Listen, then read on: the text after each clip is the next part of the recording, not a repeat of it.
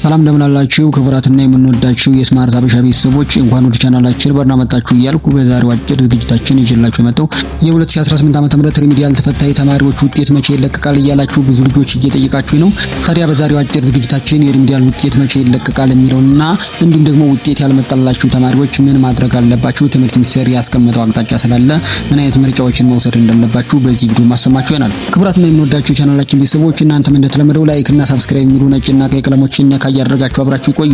በነገራችን ላይ ወደ ዋናው ቪዲዮ ከመሄዳችን በፊት በዚህ ቻናል ባለፈው ዓመት ተፈጥሮ የነበሩ የቴክኒክ ችግሮች እናንተ መረጃ ተከታትላችሁ ይሆናል ብዬ አስባለሁ፣ ወይም መረጃ ይኖራችኋል።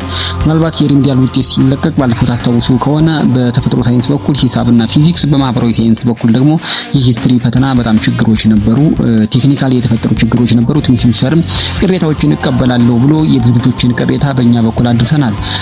እንደዚህ አይነት ችግሮች ሊፈጠሩ ስለሚችሉ ቻናላችን ሰብስክራይብ አድርጋችሁ የሚፈጠሩ ችግሮችን በዚህ ቻናል እለት በእለት የምንለቅ ስለሆነ ቻናላችን ሰብስክራይብ ማድረግ የቻናላችን ቤተሰብ ሆኖ እንዲሁም ደግሞ ውጤት እንዴት ማየት እንደምትችሉ በዚሁ ነው የምናሳያችሁ ማለት ነው።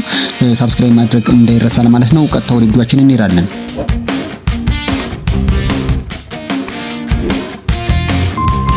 ወደ ቪዲዮአችን ስንመለስ እንግዲህ ውጤት መቼ ይለቀቃል የሚለው ሐሳብ ላይ እንጀምራለን ማለት ነው። ሁላችንም እንደምናስታውሰው እንግዲህ ባለፈው ዓመት እናንተ ራሳችሁ 12ኛ ክፍል ተፈታኞች ነበራችሁ። ታዲያ ፈተና የጨረሳችሁ ሐምሌ 8 እንደሆነ ታስታውሳላችሁ። ከእናንተ በፊት ሪሚዲያል የነበሩ ተማሪዎች እንግዲህ ውጤት የተለቀቀላቸው መጀመሪያ 12ኛ ክፍሎች መፈተን አለባቸው ተብሎ ልክ እናንተ ፈተና እንደጨረሳችሁ ይለቀቃል ተብሎ ነበረ። ግን እናንተ እንደተፈተናችሁ ውጤት አልተለቀቀላቸውም። ያ ማለት መስከረም ላይ ነው ማለት ነው ከእናንተ ጋር የተለቀቀላቸው። የዚህ ዓመት ደግሞ የ12ኛ ክፍል ፈተና እንደምታውቁት እንግዲህ እስከ ሐምሌ 17 ድረስ ይቆያል። ያ ማለት እንግዲህ ውጤታችሁ 12ኛ ክፍሎች ከፈተና ከተመለሱ በኋላ ይነገራችሁ ቢባል እንኳን ግዴታ ከሐምሌ 17 በኋላ ነው የሚሆን ማለት ነው። በዚህ ሳምንት ይለቀቃል ወይም ከሁለት ሳምንት በኋላ ይለቀቃል እያሉ ከአምና በፊት እንደነበረው የሚወሩ መረጃዎች ፈጽመው ውሸት እንደሆኑ ልታውቁ ይገባል ማለት ነው። ከዚህ ጋር ተያይዞ እንግዲህ የባለፈው ዓመት ሪሚዲያል ተማሪዎችን ስነግራችሁ ባለፈው ዓመት ሪሚዲያል የተፈተኑ ወይም የአቅም ማሻሻያ ትምህርት የተፈተኑ ተማሪዎች በቁጥር ደረጃ ወደ 77000 አካባቢ ተማሪዎች ናቸው ፈተና ላይ እየተቀበሉ ያሉ። ከነዚህ ተማሪዎች ውስጥ ታዲያ 98% አልፈው የፍሬሽማን ትምህርት ተቀላቅለዋል ማለት ነው። ታዲያ በዚህ ዓመት የተፈተናችሁ ተማሪዎችም አሁን ያልፋል ተብሎ የሚጠበቀው ተማሪ ከ90% በላይ ነው። ምክንያቱም ፈተናችሁን እንደምታውቁት ነው እንግዲህ አንዳንድ የቴክኒክ ችግሮች ይፈጠራሉ። ስትፈተኑ መደናገጦች ምናምን ይኖራሉ።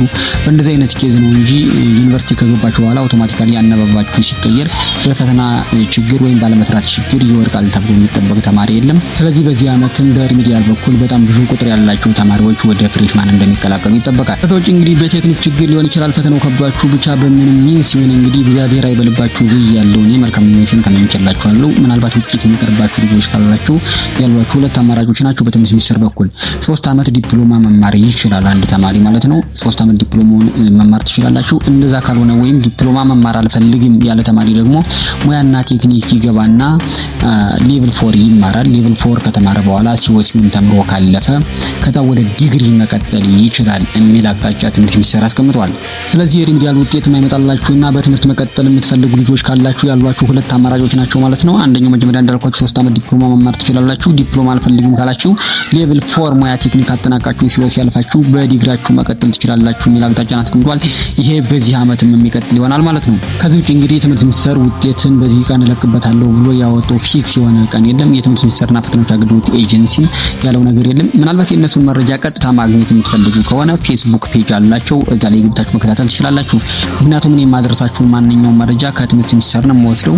ቀጥታ ከነሱ ማግኘት የምትፈልጉ ከሆነ ፌስቡክ ፔጅ አላቸው፣ ቴሌግራም ግሩፕ አላቸው፣ እዛ ላይ መቀላቀል ትችላላችሁ። ምናልባት የሚለቁት መረጃ በጣም ብዙ ስለሆነ ውስብስብ ከሆነባችሁ ነው እንጂ ከዛ ውጭ እንግዲህ ምናልባት ውጤት ከተለቀቀ በኋላ የቴክኒክ ችግሮች ካሉ ውጤት እንደተለቀቀ ውጤታችሁን እንዴት ማየት እንደምትችሉና ከዛ ቀደም የሚወጡ መረጃዎች ካሉ ውጤት ሲለቀቅ ጨምሮ እኛ ራሳችን ከስር እየተከታተልን በዚሁ ቻናል የምናደርሳችሁናል። ቻናላችን ሰብስክራይብ አድርጋችሁ አብራችሁን ሁኑ።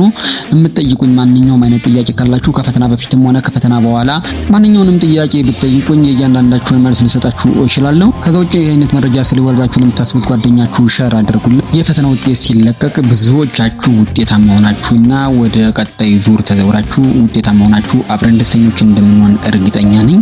ለሁላችሁም መልካምና ጥሩ ውጤት እመኝላችኋለሁ። እስከዛ ድረስ ቸር ሰንብቱልኝ።